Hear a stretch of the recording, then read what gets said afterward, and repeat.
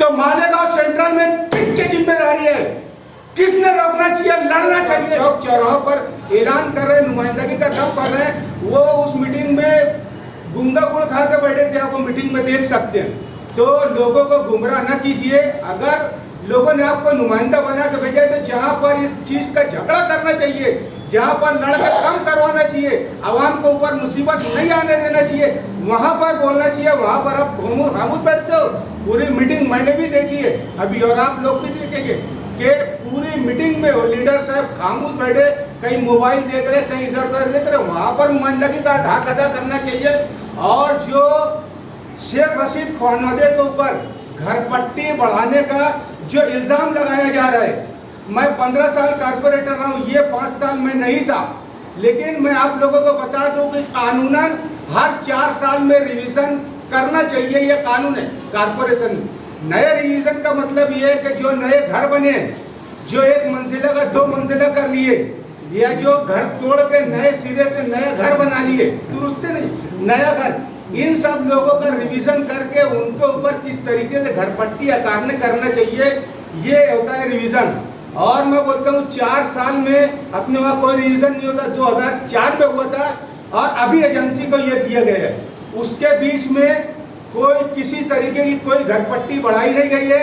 शेख रशीद खानवादा जब भी रहा है, महापौर सबसे पहले पीरियड में आसिफ साहब थे, उसके बाद दूसरी मरतबा शेख रशीद खानवादे ताहिरा मैडम महापौर बनी, उसके बाद फिर शेख रशीद बने, उसके बाद फिर ताहिरा मैडम बनी। मैं आपको बताता चलूं कि इन तीनों के 4 मरतबा के कार्यकाल में महापौरशिप में किसी भी तरीके की कोई घरपट्टी नहीं बढ़ी गई। सबसे पहले घरपट्टी बढ़ी है 29/12/2003 को। मैं आपको बताता चलूं, रिकॉर्ड निकाल लीजिए, उस वक्त कमिश्नर डीजी फिलिप साहब थे। शेख रशीद खानवादे का महापौर नहीं था उस वक्त, निहाल अहमद मौलवी मोहम्मद उस्मान साहब महापौर थे। उसके बाद घरपट्टी बढ़ी है 29/9/2009 को। उस वक्त जीवन सोनोने साहब कमिश्नर थे। उस वक्त शेख रशीद खानवादे का कोई महापौर नहीं था। उस वक्त महापौर साहब थे मरहूम हाजी नजमुद्दीन खजूर वाले साहब। उसके बाद तीसरी मरतबा घरपट्टी बढ़ी 17/9/2016 को। उस वक्त रविंद्र जगताप साहब कमिश्नर थे और मरहूम हाजी मोहम्मद इब्राहिम नेशनल वाला साहब महापौर थे। यानी ये पूरा रिकॉर्ड उठाकर महापालिका का देख लीजिए। जो लोग शेख रशीद खानवादे पर उंगली उठाते, मैं तारीख और उसके साथ में आप लोगों को बोल रहा हूँ, इस 3 मरतबा बढ़ी है। तीनों मरतबा में तारीख मैंने बताया, महापौर कौन था, कमिश्नर कौन था, ये मैंने बताया। शेख रशीद खानवादे की जानिब, सिर्फ शेख रशीद नहीं, सिर्फ आसिफ भाई नहीं, सिर्फ ताहिरा मैडम नहीं, शेख रशीद खानवादे के टाइम पे उनकी पॉलिसी और हिकमत अमली ऐसी रहती है कि किसी भी तरीके का नया टैक्स या नया बोझ मालेगांव शहरियान के ऊपर न पड़ पाए। वो हमेशा अपनी पॉलिसी और नज़रियात लेकर चलते हैं। ये हो गई घरपट्टी बढ़ाने की बात। घरपट्टी शेख रशीद खानवादे के वक्त नहीं बढ़ी है, ये मैंने आपको बता दिया। अब दूसरे मौजू पर आऊँ कि ये जो रिवीजन का मामला उन्होंने लोगों ने दिया है, कब दिया, क्या दिया, किसने क्या बोला, किसने रोकने की कोशिश की, कौन गुंगा गुड़ खा के बैठा रही है, असलम भाई ने आपको तफसील से बता दिया है। आप लोगों ने ऑफलाइन जो मीटिंग थी, वो मीटिंग की रुदात देख ली है, वीडियो में आप लोगों ने देख लिया है। मेरा आप लोगों से ये बोलना है कि आज कारपोरेशन में प्रशासक है, अगर प्रशासक किसी चीज़ पर अमल करता है, इम्प्लीमेंट करता है, कोई मेयर नहीं है, कोई कमिश्नर, कोई चेयरमैन नहीं है, कोई काउंसलर नहीं है, कारपोरेटर नहीं है, किसकी जिम्मेदारी है? जो प्रशासक है वो महाराष्ट्र गवर्नमेंट का आदमी है। और महाराष्ट्र गवर्नमेंट में असेंबली में आज हमारा नुमाइंदा कौन है? मुफ्ती इस्माइल साहब। जिम्मेदारी किसकी बनती है कि ये रोकना चाहिए? मुफ्ती इस्माइल साहब। मैं आपको बताता चलूँ, आप कारपोरेशन का 4 प्रभाग है, चारों प्रभाग में से 3 प्रभाग को का देख लीजिए। और प्रभाग नंबर 1 जो संगमेश्वर सोयगांव कैंप एरिया क्या आता है, प्रभाग नंबर 1, उसमें रिवीजन क्यों नहीं किया जा रहा है? जब तक पूरा रिवीजन नहीं होगा, रिवीजन के ऊपर इम्प्लीमेंट करके नई घरपट्टी नए घरों के लिए नहीं देना चाहिए।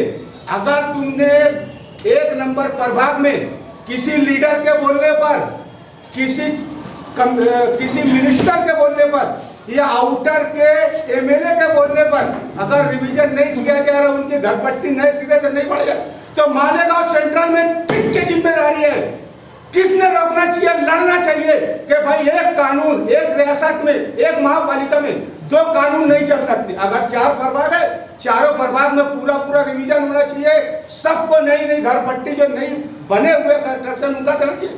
एक प्रभाग में तुम एक एमएलए के बोलने पर रिवीजन नहीं कर रहे हो, तुम्हारा डिमांड बनाना, घर पट्टी बनाना, बांटना, वसूलना तो दूर की बात है। और मैं दावे से कहता हूं कि नए रिवीजन में 40% बढ़ोतरी आएगी। सिर्फ सोएगांव केम समक्षे एरिया में जो नए बंगले बने, 2004 से रिवीजन नहीं हुआ है, 2004 से हम 2023 में बैठे, कितने बंगले बने, कितने घर बने, कितने जूने घर टूट के नए घर बने, कितने मंजिले पे मंजिला चढ़ाया गया। जो रिवीजन में जिसकी घर पट्टी बनने वाली है, 40% आमदनी जहां से आने वाली है, उस प्रभाग में अगर तुमने रिवीजन पूरा नहीं किया तो किस आधार के तहत तुम सेंट्रल में नई घर पट्टी और ये सब बांट रहे हो? रिवीजन उसी तरह। और किसकी जिम्मेदारी है? मालेगांव सेंट्रल के आमदार की जिम्मेदारी है। कमिश्नर का जाकर गिरफ्तार पकड़ना चाहिए कि एक ही कारपोरेशन के तुम है, आपके प्रशासक हो, कितनी टका तुमने रिवीजन किया है प्रभाग नंबर 1 में? अगर नहीं किया तो क्यों नहीं किया है? इसलिए मेरी विनती है कि मालेगांव शहर में इंसाफ होना चाहिए, सभी के साथ में इंसाफ हो। जहाँ पे जो नया किया है उसके ऊपर, लेकिन पूरा रिवीजन करने के बाद, पूरी घर पट्टी को करने के बाद फिर सेंट्रल में या आउटर में किसी भी जगह सबके साथ इंसाफ के साथ करो और हर कोई अपनी नुमाइंदगी अदा करे। बस इतना ही बोलते हैं भाई। ये जो विषय था ये सिर्फ सर्वे का विषय था कि भाई जो नए घर बने हैं उसका सर्वे करके, जैसे सोएगांव, मालदा, दयाना, दरेगांव, ऐसे जो 6 देहात आए थे उसमें बहुत सारे घर छूटे हुए हैं जो नए बन रहे हैं। जो मालेगांव शहर में जो किनारे के एरिए में नए घर बन रहे हैं उनको घर पट्टी नहीं है, तो उसका सर्वे करके केयर पट्टी लगाना ये विषय था। सकाराम घोड़के साहब ने ये विषय लाया, उनकी यादी पे महापुर साहब ने वो विषय महासभा में लिया और ये एजेंडा निकला। ये एजेंडे में तारीख लिखी हुई है 17/1/2019। मुझे बड़ा ताज्जुब होता है कि यहाँ आके अगर कोई आदमी झूठ बोलता है तो एक भी पत्रकार हो, यूट्यूबर हो, कुछ बोलता ही नहीं उसको। 2019 में कौन सा लॉकडाउन लगा हुआ था, कौन सा कोरोना था 2019 में? कोरोना हमारे मालेगांव में 22 मार्च 2020 को लगा लॉकडाउन। 22 मार्च 2020 को लॉकडाउन मालेगांव शहर में लगा। तो क्या 2019 से कोरोना शुरू था क्या? 2019 से क्या ऑनलाइन मीटिंग शुरू थी क्या? और कोरोना जब लॉकडाउन लगा तो ये भी नहीं मालूम था कि कल खत्म होने वाला है कि परसों खत्म होने वाला है। तो ये मीटिंग जो हुई थी 17/1/2019 को हुई थी महासभा, जो सकाराम घोड़के साहब का विषय था और उसमें ये बोला गया था कि भाई नवी अकादमी करना जो कानून के हिसाब से 4-4 साल में होना चाहिए। मालेगांव शहर में बहुत कम से कम 15-16 साल हो गया, आज तक नवी अकादमी हुई नहीं। इसलिए नवे घर जितने बने उनको केरपट्टी लगी नहीं, तो उनको केरपट्टी लगाने के लिए ये विषय आया था। और ये विषय ऑफलाइन आया था। ऑफलाइन म्हणजे महासभा हॉल में, सभागृह हॉल में ये मीटिंग हुई और जिसको मैं आप लोगों को अभी बताऊंगा। उसके बाद ये विषय 8/10/2020 को आया स्टैंडिंग कमेटी में। तो स्टैंडिंग में जो पॉलिसी मीटर रहता है, जो पॉलिसी बनती है, सर्वे करना नहीं करना, कुछ बढ़ाना घटाना नहीं करना, ये महासभा में होता है। और महासभा में ये विषय मंजूर हुआ। ये 17/1/2019 को महासभा में होकर जब टेंडर निकला, जब टेंडर कॉल हुआ, जब टेंडर किसी ने भरा, किसी को मिला, वर्क ऑर्डर से पहले वो एक बार स्टैंडिंग में आता है कि भाई स्टैंडिंग में इसको इतना खर्चा लगेगा, तो स्टैंडिंग अगर उसको मंजूरी देती है तो खर्चा मंजूर हो जाता है। तो ये विषय स्टैंडिंग में आया। ये ऑफलाइन मीटिंग थी, ऑनलाइन मीटिंग थी। ये मीटिंग जो थी, जो स्टैंडिंग में थी, वो ऑनलाइन थी। वीडियो कॉन्फ्रेंसिंग के जरिए ये मीटिंग हुई थी स्टैंडिंग वाली।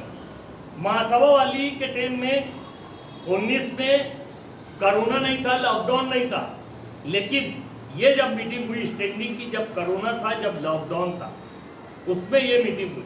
तो आप लोगों को पहले मैं महासभा की वो मीटिंग दिखा देता हूँ, क्योंकि यहाँ जो बोलते हैं वो क्या बोलते हैं, डिवाइड करा लो, क्या बोलते हैं, डिविड करा लो, डिवाइड करा लो, क्या क्या बोलते हैं मालूम नहीं।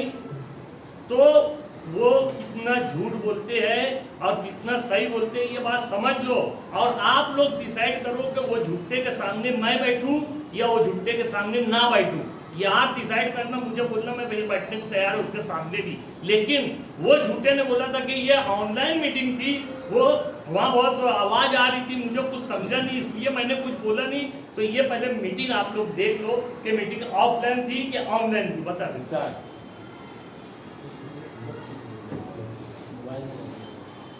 और उसने इस मीटिंग में एक लफ्ज भी बोला होगा, अगर उंगली भी उठाया होगा तो आप ये मान लेना कि बहुत बड़ा विरोध कर रहा था ये सर्वे का।